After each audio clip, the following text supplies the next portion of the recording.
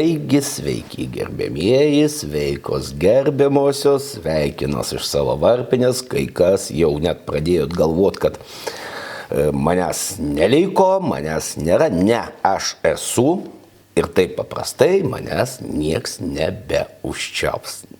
Aišku, kai kas džiaugiasi, kažkur plikis dingo. Bet ne, nesulauksit. Taigi, primenu, kad tai yra laida tiem, kurie turi galvą ir savo galvą naudoja pagal tiesioginę paskirtį. Tai yra galvoja. Tiesa, kur aš buvau dingęs, metų pabaiga yra stebuklinga tuo, kad atsiranda labai daug ūkinių darbų, galų gale reikia paskaičiuoti ir finansus, kad kuo greičiau atsiskaityti su brangia tėvynė, kad tėvynė surinkus mokesčius galėtų ką nors, jos galėtų pataškyti, galėtų paremti kokius nevyriausybininkus, pastatyti, nežinau, Cheopso piramidę ar dar ką nors, nes tėvynė reikia pinigų ir kažkodėl tėvynė reikia pinigų vis daugiau ir daugiau. Taigi, gerbiamieji ir gerbiamosios, dirbkime, mokėkime ir kaip labai norėtų bet kokia valdžia, neklauskime, kurgi dingo mūsų visų pinigėliai.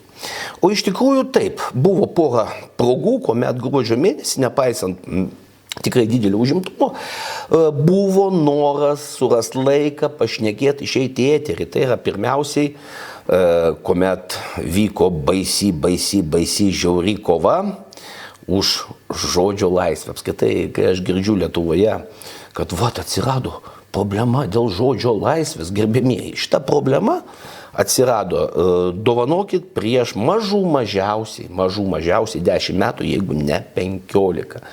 Ir kaip žodžio laisvė veikia, aš esu patyręs ir patiriu iki šiol savo kailiu. Vėl eilinį kartą, tiesa, Facebook'e užblokuotas, dabar mane blokuos kiekvieną mėnesį, tai yra akivaizdu, nes kažkas labai nori mane užčiaupti. O tas kažkas, o stebuklė, tai yra tie, kurie greičiausiai buvo atbėgę prie Mažvydo bibliotekos.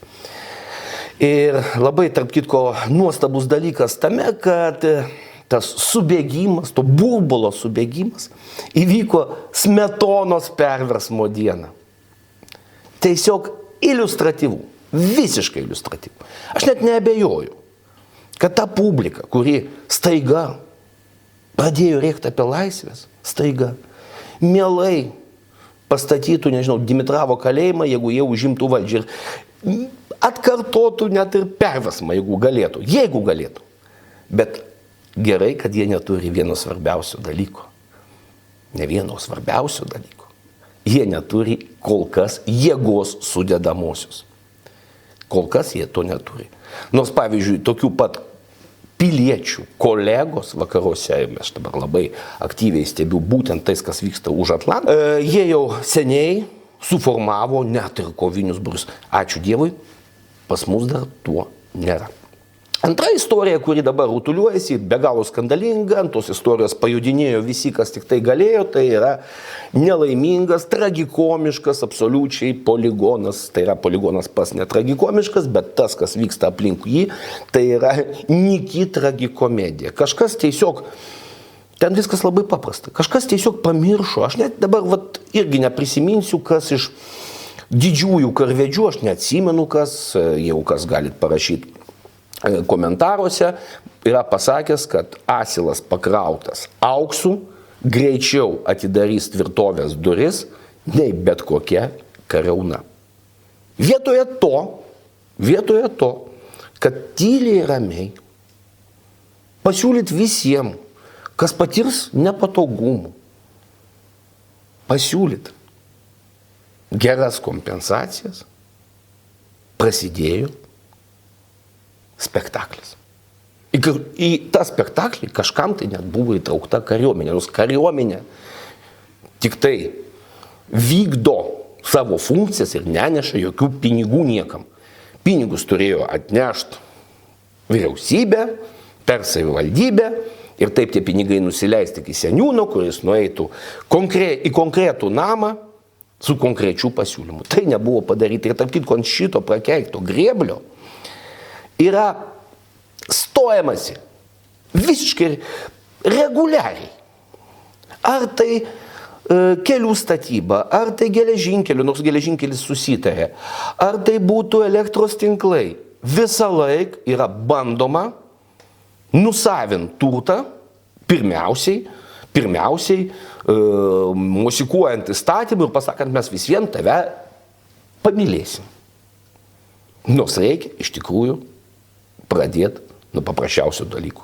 Jeigu tu nori su kuo nors dėrėtis, tu turi atnešti konkretų pasiūlymą. O ką aš dariau paskutiniu metu? Iš tikrųjų, aš labai įdėmiai stebėjau ir stebiu tas, kas vyksta už Atlanto.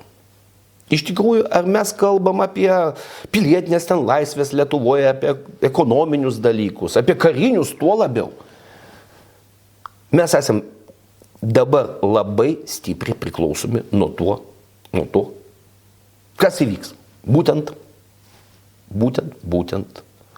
Jungtinėse Amerikos valstijose. Ir net šiuo atveju, net ir Briuselis nėra mums tiek svarbus. Nes Briuselis parodė visišką impotenciją. Begalinę impotenciją. O Jungtinėse Amerikos valstijose vyksta labai įdomus procesas. Pirmą kartą per 200 metų. Per 200 metų, taip. Pirmą kartą Jungtinės Amerikos valstijos yra pareiškusios garsiai, kad vadovausis stipriojo teisė. Realiai taip ir būdavo. Tačiau vis laik buvo dangstoma, kad tai yra, tarkim, kova už žmogaus teisės, už demokratiją, už, nežinau, vakarų politinį modelį ir panašiai. Bet realiai dabar jau yra, sako. Ir aišku, pas mus yra pakankamai dabar nelabai protingų piliečių, kurie bando neigti akivaizdų dalyką. Visuomet, visa žmonijos istorija galiojo būtent stipriojo teisė. Tačiau, aišku, jeigu kalbėt apie kliniką, tai net ir pas mus yra tokie, kurie apsiverkė, kai iš šiltos lovos buvo ištrauktas užsisėdėjęs balvonas. Aš kalbu apie Venesuelos nevykėlį. Tai žmogų, kuris savo valstybę praktiškai jau pas savo rankomis ir sužlugdė. Ir aš visą laiką galiu pasakyti, kad aš visą laiką džiaugiuosi, kai kokį nors užsisenėjusi vaduką, jo lab, kuris yra autoritaras, jo lab, kuris yra diktatorius, išvelka arba su maišu ant galvos, arba iš vis išvelka kur nors į pagrindinę miesto aikštę ir su juo padaro, kaip tam anekdote, matumbų. Mirtis per matumbų. Juk kas žinot šitą labai nešvankų anekdotą. Kaip tai atsitiko su Kadafiu. Mirė per matumbą. Aišku, mus gazdina. Gazdina tuo, kad tuoj tas baisuoklis, Trumpas, parduos visą Europą, parduos vakarų civilizaciją. Ir mus užims Rusija, Trumpas užims Grenlandiją ir taip toliau. Kas yra įdomu, kad mums iš principo, Lietuvai, iš principo, neturėtų būti svarbus, ko gero, dauguma garsių dabar konfliktų. Taip Maduro išvilko, ačiū Dievui. Ir gerai, ir kitiems bus pamoka. Kas vyksta Irane? Ar mums tai yra svarbu? Nors pastoviai per Europą Lietuvą, nes mes idiotų turim pakankamai, bando įtraukti kažkokius svetimus karus. Tarp kitko, net ir Grenlandija tai yra ne mūsų karas. Tiesiog ten karo ir nebus. Susitars. Jeigu kam įdomu, iš tikrųjų, vėlgi, žinios leidžia, normalios, tikros žinios, tikrai faktai, leidžia daug ką suprasti, daug ką prognozuoti. Dėl Grenlandijos situacija įdomi tuo, kad tai yra milžiniška teritorija, turinti daug gamtinių išteklių, kurioje gyvena 52 000 žmonių ir ta teritorija yra pilnai dotuojama Danijai. Įdomu tai, kad nepriklausomybės šalininkų yra mažuma. Dar įdomiau, kad vietos vyriausybė, savivalda vietos išrinktoji, jie kaip tik dabar dominuoja tie, kurie kategoriškai prieš bet kokių gamtinių išteklių gavybą Grenlandijoje. Ir dabar turim situaciją, be galo įdomią.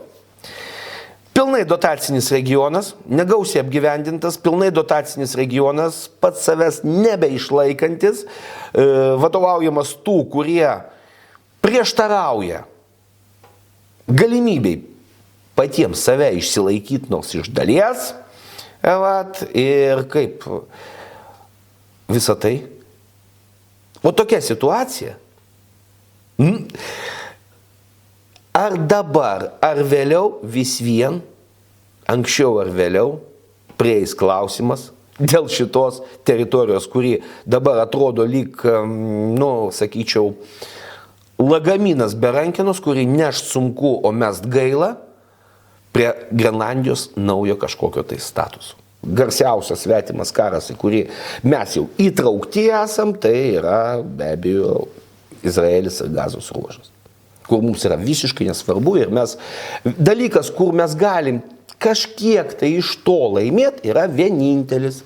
Dabar kaip tik vyksta Palestinos pripažinimo vajus, vadinamosios Palestinos pripažinimo vajus. O mes turim problemą. Problema įsisenėjusi. Ir toji problema yra, kad Lietuva Antro pasaulinio karo metais buvo okupuota, Lietuva buvo sugriauta, Lietuva buvo iš vienos okupacijos pateko į kitą, Lietuva buvo naikinama, tačiau Lietuva pati nukentėjusi valstybė dabar moka kontribucijos. Taip, egzistuoja toksai geros valios fondas, į kurį pastoviai, vos ne kiekviena vyriausybė patvirtina, kad bus pervedami milžiniški pinigai. Tas fondas tai yra už prarastą žydų bendruomenę, žodis bendruomenė čia yra svarbu turtą. Bet kas yra įdomu, kad tas bendruomenės vadinamas turtas, tai yra ne tik rabino namas, sinagoga, ar ten, nežinau, Moišos, Batsiuvio kokio ten dirbtuvėlės, tačiau tai yra turtas, kuris priklausė stambiam kapitalui, stambiom įmonėm, verslo įmonėm ir už tai ir toliau reikalaujame kompensacijų. Kaip šioje situacijoje mes galim laimėti kažką? Paprastai. Mes galim pagaliau išsisukti iš šito nuolatinio turto prievartavimo. Tai yra duot žinutę. Žinot, gerbėmieji, mes jau čia mokam kaltes, esamas, neesamas, mes pripažįstam. Bet žinot, mums tai nusibodo. Ir mes galim imti ir netyčia pripažinti Palestinos nepriklausomybę. Galim. O galim ir nepripažinti. Bet tam reikės nustoti mus kaltinti nebūtais dalykais. Reikalauti pinigų už tai, už ką mes neprivalom mokėti. Ir dar tiesą sakant, dar būtų visai neblogai, jeigu toks lokalus klausimas teritorija prie sporto rūmų pagaliau nustot laikyti kažkieno tai nuosavybę ir prisimint, kad galų gale 19 amžiuje šita teritorija buvo parduota caro valdžiai. Parduota caro valdžiai, už tai buvo išmokėtos kompensacijos. Ir už tas kompensacijas buvo kaulai perlaiduoti. Jeigu ten kažkokių kaulų ir liko, tai giminės matyt patys nenorėjo šito daryti. Taip, tikrai taip. Ir jeigu kažkas turi pretenzijų, kad gavo per mažai tuomet, tai gali su pretenzijom kreiptis į teisėtą Rusijos imperijos paveldėtoją, tai yra Rusijos federacija. Taigi grįžtam prie mūsų ateities, kuri formuosis, kaip aš minėjau, nemaža dalimi už Atlanto.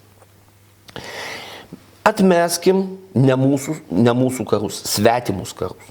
Aišku, vėlgi malonu, kuomet Jungtinės Amerikos valstijos dabar vis dažniau padaro Putinui ką nors skaudaus, malonu tai stebėti, bet tai yra mūsų tiesiogiai dažniausiai neliečia. Mūsų liečia bendras saugumo klausimas. Tai yra mūsų ir Rusijos santykiai. Ir dabar kaip tik galim pakalbėti ir apie Europą. Apie mūsų nuostabią Europos Sąjungą, kur labai garsiai kalbama ir daroma labai mažai. Taigi, pirmiausiai svarbiausias dalykas.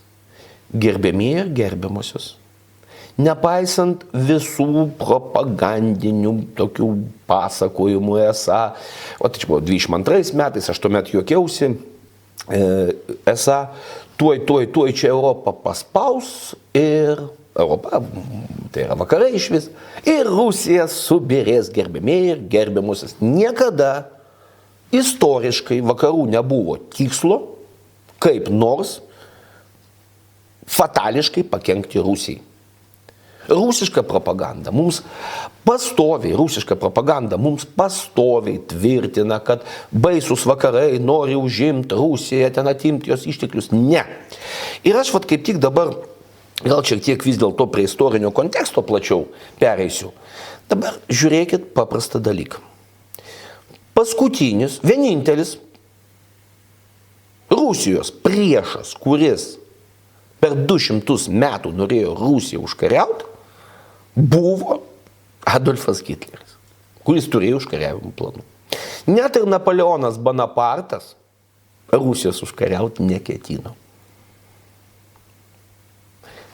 Jo žygis, jis ėjo į Maskvą, ne Sankt Peterburgą, beje, jo žygis tai buvo būdas priverst Rusijos imperiją tapti Prancūzijos, vasalų, sąjungininkų, bet ne užimti.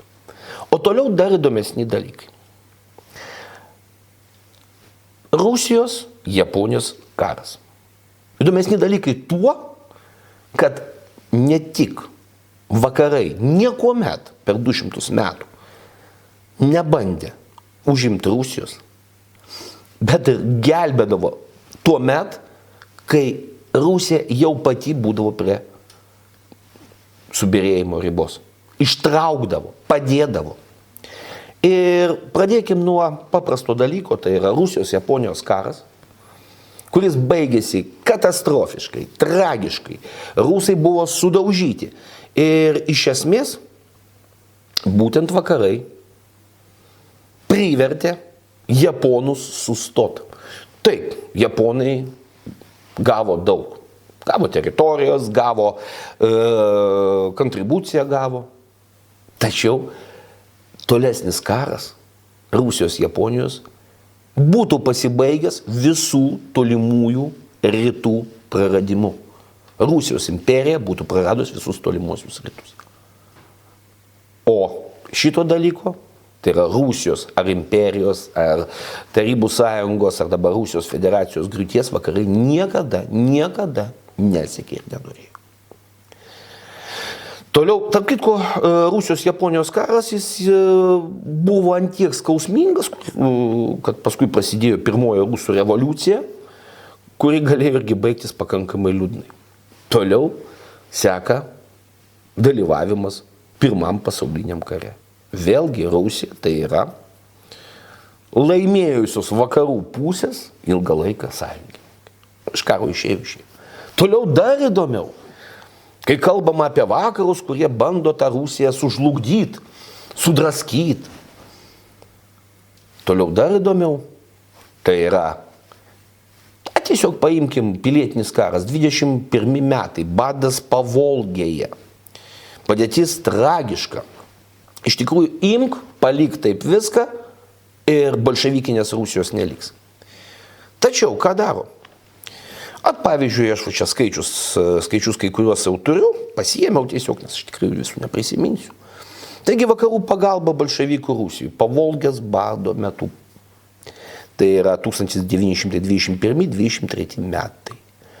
Amerikos pagalbos administracija, tai yra Hooverio laikai, suteikė daugiau krovinių, humanitarinių krovinių, daugiau negu 700 000 tonų. Tai yra maistas, drabužiai, medicinos priemonės ir taip toliau, ir taip toliau. Ir kol vakarai šėrė badaujančius, o badavo Pavolgiai ne vien tik dėl to, kad buvo nederlius, o dėl to, kad buvo bolševikų atimtos maisto atsargos. Tai yra bolševikai Maskvoje, Petrograde tuomet, vadinasi Petrogradas, valgė duoną atimtą iš Pavolgės, vakarai gelbėjo tuos mirštančius, o mirė labai daug žmonių, mirštančius badu. Net Lietuva, kuri tik ką atkovojo nepriklausomybę, yra nuotrauka, gaila blogos kokybės, originalas saugomas Kaune karo muziejui, net Lietuva, kaip matot, siunčia pagalbą. Lietuvos Raudonasis kryžius 21 metais siunčia pagalbą Rusijai. Kaip paskui atsidėkojo, mesgi puikiai žinom. Toliau. 30 metai. Jungtinės Amerikos valstijos praktiškai stato visą Rusijos pramonę. Metalo gamyklos, automobilių pramonė, Gorkio, pavyzdžiui, automobilių gamykla. Ir tai, kas yra įdomu, tai yra vyksta tuo metu, kuomet vis dar veikia Kominternas. Kominterno tikslas – pasaulinė revoliucija. Tai yra deklaruojama, kad mes norim susprogdinti tą prakeiktą kapitalistinį pasaulį.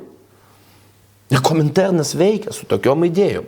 Remiami visokio plauko revoliucionieriai.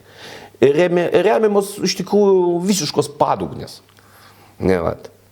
Kurios, kad tik jos galėtų išsiūbuoti padėtį. Tuo metu Jungtinės Amerikos valstijos stato, aišku, ne už ačiū, stato Rusijos, jau raudonosios Rusijos pramonę. Toliau, aišku, antras pasaulinis karas, vėlgi situacinė tokia draugystė prieš Adolfą Hitlerį.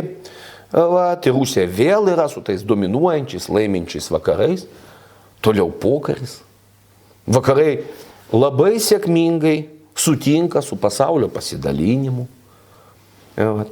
Mes kartais kartuojam, Jungtinės Amerikos valstijos niekada nepripažino Lietuvos okupacijos. Pirmiausia, pasižiūrėkit dokumentus amerikietiškus, kur buvo nurodomas Baltijos šalių statusas.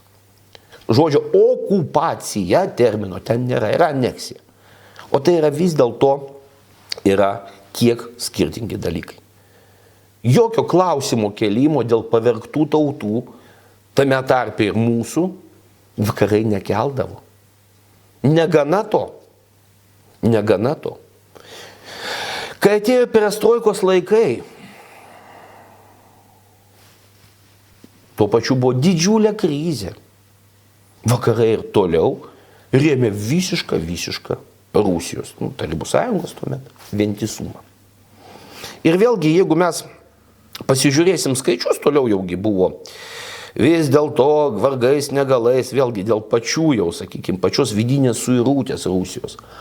Pačios vidinės suirutės, kai viskas žlugo, vakarai tučto jau puolė daryti viską, kad tas procesas, pavyzdžiui, Rusijos tautų, pavergtų Rusijos tautų jų yra išsilaisvinimas, procesas išsilaisvinimo neprasidėtų. Prisiminkim Čečėnijos atvejį. Ir pavyzdžiui, vėlgi skaičiai, tiesiog skaičiai. G7 vadovai 92-93 metais paskelbė planą paremti Rusiją ir kitas NVS šalis. Ir pagal vakarų pagalbos apimtis per 92-93 metus, tai yra Rusijai apimtis, buvo tarp 20 ir 58 milijardų dolerių. Tai yra milžiniška suma. Tais laikais tai yra daug didesnė suma, tie 50 milijardų negu dabar. Tai buvo ir tiesioginė pagalba. Tai buvo paskolos, už kurias nereikėdavo mokėti palūkanų ir taip toliau. Dabar atkreipkite dėmesį, mes jau keliaujame dabartinius laikus. Dabar eilinis toksai atvejis, kuomet padėti Rusijoje galima būti buvę išsiūbuoti. Ir primint, kad šiaip Rusijoje gyvena ne vien etniniai rusai, bet ir pavergtos tautos. Tačiau ką mes matom? 4 metai karo Ukrainoje. 4 metai. Nu, iš tikrųjų, ne 4, iš tikrųjų daug daugiau, bet tik 4 metai, būtent šitos baisiosios karo dalies. Mes matom, kaip per visokiausias parlamentinės asamblėjos sesijas, o dabar 50 ten renkama atstovų, gerųjų rusų, kurie ten bus, televizijose, mes matom tus vadinamosios Rusijos liberalus, kurie lygiai tokie pat imperiški yra. Tie visi Kochai, Karamurzos, Jašinai, tai yra lygiai tokie pat. Tik kiek kitokio atspalvio. Mes juos matom. Bet mes nematom net ir Krymo totorių atstovų, kurių yra užsienį. Mes nematom čečėnų tautos atstovų. Niekas nekalba apie tai, kad yra buriatai, yra baškirai, yra baškortai. Man atrodo, jie patys save vadina. Yra kitos tautos. Net Lietuvoje. Tarp kitko, kam toli pavyzdžių ieškoti? Net Lietuvoje. Kur dabar neseniai gruodžio mėnesį vyko konferencija, kur buvo pavergtų tautų atstovai. Ar jūs matėt, kad mūsų spauda kažkaip tą konferenciją pastebėtų? Tarp kitko, konferencija šitą, ją rengia ne, sakykime, kažkokie baisus marginalai, tai jau konferencijų daug prisidėjo, tarp kitko, net ir konservatoriai. Bet ir to neužteko, kad mūsų spauda pastebėtų tokį dalyką. Aš gal čia per ilgai kalbu iš tikrųjų, bet aš noriu, kad jūs visi suprastumėt, mes visi suprastume, kad yra dalykai pamatiniai. Ir mes negalim tikėtis, kad Rusija išnyks. Ir mums su šituo reikės kaimynų, reikės gyventi. Ir nuo to kaimyno dėja visokiojopai gintis. Nes Rusijos imperinė sudedamoji neišnyks, net jeigu bus pastatyti, nežinau, Jelcino laikų tipo liberalai. Jie neišnyko tada, jie neišnyks dabar. Tai yra praktiškai nuo Jekaterinos laikų viskas yra. Viskas dėsningai kartojasi. Ir tiesa dar, kas yra be galo svarbu, reikia nepamiršti, kad Rusija kaip vienetas vakarų akise yra pilnai pripažįstama kaip lygi vakarams. Lygi vakarams. Esminis skirtumas tarp požiūrio, pavyzdžiui, jeigu palyginsim vakarų požiūrį į Kiniją, Kinija vakarų požiūrių iki pat paskutinio laiko, ilgą laiką, Kinai buvo antrarūšiai. Tokia ne visai civilizacija. Požiūris buvo į juos kaip į kokius kolonijos gyventojus. Ir Rusija niekada, niekuomet tokio požiūrio nuo Jekaterinos laikų, pabrėžiu, nebuvo. Tai yra vakarų pasaulio, jeigu taip jau paimsim globaliai, žaidėjas pripažįstamas vakarų. Ne vakarų pasaulio, bet pripažįstamas pilnai vakarų. Taigi, grįžtant prie lietuviškų realių, mes situaciją matom. Mūsų šitą situaciją gyvent, tikėtis kažkokios globalios paramos, bet kokiu atveju mes negalim. Mes negalim. Ir pats laikas dabar suprasti vieną dalyką. Draskyt visuomenę dėl savo labai siaurų asmeninių politinių interesų yra nelaikas. O kas drasko? O drasko labai sėkmingai. Taip, be abejo. Vis laik mes esam įpratę, kad drasko baisus Lietuvos priešai, kurie ten tos pačios galbūt Rusijos inspiruoti. Taip. Tokių yra pakankamai daug. Jie yra gausus, bet paraštėsi. Bet iš kitos pusės. Mes turim šitos laisvas žodininkus, kurie labiausiai greičiausiai ko nori. Negreičiausiai, tai yra visiškai akivaizdu. Jie nori, kad žodis būtų jų vienintelis.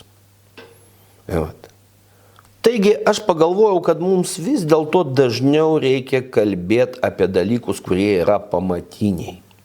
Kad tiesiog nesirgt kažkokiom nepamatuotom iliuzijom, tokiom, kad rytoj atsikelsim ir pasaulis bus nuostabus, visi gyvens turtingai, nieks nesirs ir taip toliau.